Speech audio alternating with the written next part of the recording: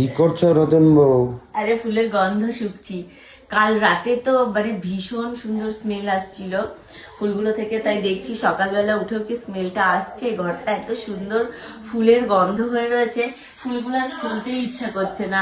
কাল রাতে আমাদের এই যে ফুলসজ্জার খাটটা সাজানো হয়েছিল, তোমাদেরকে তো কালকে রাতে দেখানো হয়নি যে ফুলসজ্জার খাটটা কত সুন্দর করে সাজানো হয়েছিল। দেখো গোলাপ ফুল দিয়ে, এই যে ডালিয়া, তারপর হচ্ছে এই যে সানফ্লাওয়ার, সূর্যমুখী দিয়ে ফুল সাজানো, মানে ফুলসজ্জার খাট সাজানো হয়েছে।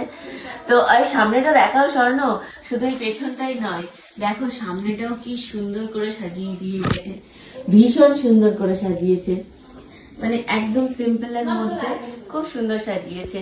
তো এই হচ্ছে ফুলসজ্জার খাট। আর কালকে রাতে তোমাদেরকে দেখাতে পারিনি, কারণ হচ্ছে কালকে ভোর 4টের সময় আমরা মানে আমাদের যেই লোকেশন ছিল সেখান থেকে বাড়ি ফিরেছি। বাড়ি ফিরে মানে আমার গয়না আর মাথার কাটা খুলতেই আমার 1 ঘন্টা লেগে গেছে, ভোর 5টা বেজে গেছে এই করতে করতে। তারপর আর ইচ্ছা করেনি ফুলসজ্জার খাট দেখানোর মতন। তো এই দেখো, এইটা ছিল ফুলসজ্জার খাট, এত সুন্দর করে সাজিয়েছে। তাই স্বর্ণকে বলছে আজকের দিনটা থাক, তাই না, পরে খুলবো আমরা। খাটটা কেমন সাজিয়েছে অবশ্যই কিন্তু কমেন্ট করো।